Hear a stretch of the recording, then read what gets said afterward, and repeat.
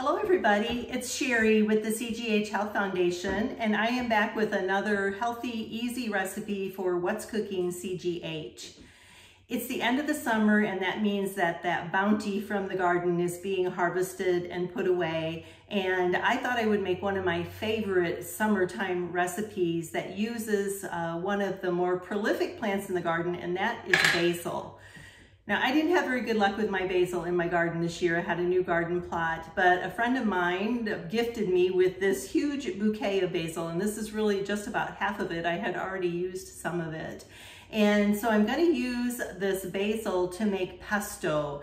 And I call my recipe Presto Pesto because I'm going to show you how easy and fast it is using a special tool, which you've seen me use in the videos before. And pesto is a classic recipe, Italian origin, and the classic ingredients of a pesto are the basil and olive oil and garlic and lemon and pine nuts. I'm going to do a not so classic version of it, and usually some grated cheese of some kind, which I think is optional, so I tend to leave it out unless I want it for whatever I'm using the pesto for. So let's get started. What I have here is my half-pint jar, wide mouth half-pint jar, and it's about 2 cups, and I have packed it full of the basil leaves, as you can see. And the reason I do this is because you can use this recipe and use it in a blender of any kind, but I don't like to have to try to dig out all of the little pieces from the blender jar. By making it in my little half-pint jar with the immersion blender, it's already in the container I'm going to store it in from the freezer. I can just put the lid on and go. So that's one of the reasons I call this Presto Pesto. So I'm starting off with about 2 cups of those packed pesto leaves, and to that I am going to add about 1/4 cup of olive oil, and I'm just going to pour it right over the leaves in the jar. Okay, and garlic is essential in a good pesto, and I just have 1 clove of garlic that I've cleaned and taken the skin off of. I'm going to drop that right on top of the basil and the olive oil. And then I have a half a lemon, and I'm going to juice that lemon with my citrus squeezer right into the jar as well. Okay, so we have the basil and the garlic and the olive oil and the lemon in there.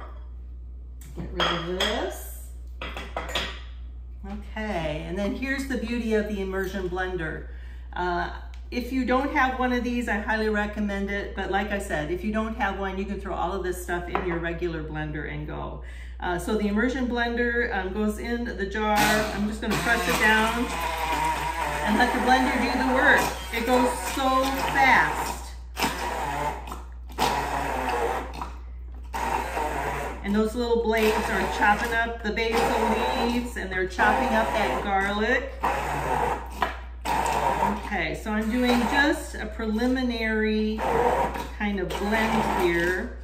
And then, like I said, classic basil recipe would call for pine nuts, toasted pine nuts. Those can sometimes be hard to find, and they're very expensive too. So I'm substituting the pine nuts with some walnuts. So I have some walnut pieces, and I did toast them in the oven for like 12 to 15 minutes at about 325 degrees.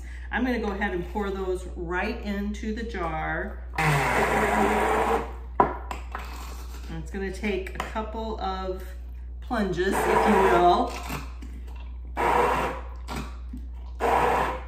But the blender is going to attack the nuts, and you're going to be left with a paste here.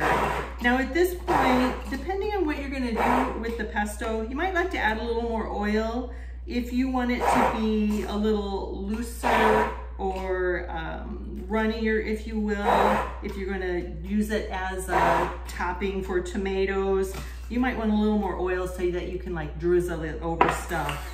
But I like to leave it just like this if I'm going to store it, because I can always add a little oil later.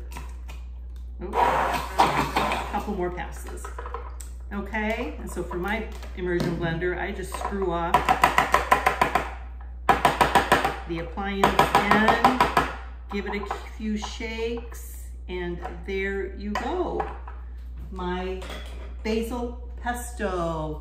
Let's give it a little bit of a taste, tiny bit. So here's the thing about pesto. It is very concentrated in flavor.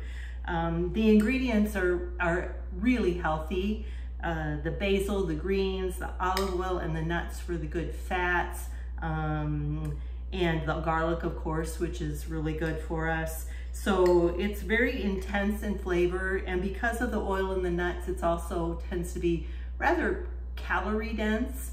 And so you don't need to use a whole lot of it for whatever you're going to do with it, but just keep in mind that it is intense flavor.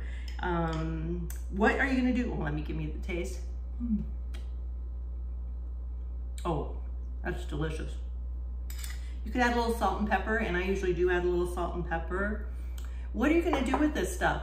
Well, obviously pasta, pesto and pasta, whether that is a cold pasta salad or a warm kind of pasta dish, that's a great way to do it.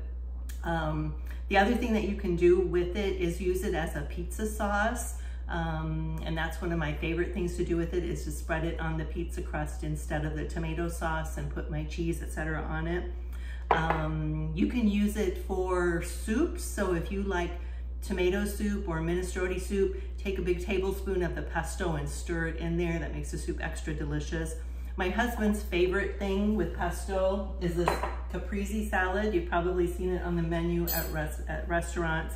And that's the sliced tomato and mozzarella with the pesto on top, and maybe a little bit of balsamic vinegar too. So those are all the things you can do with the pesto, and now's a great time to make it, and I hope you'll try it and then come back and try some of our other recipes as well.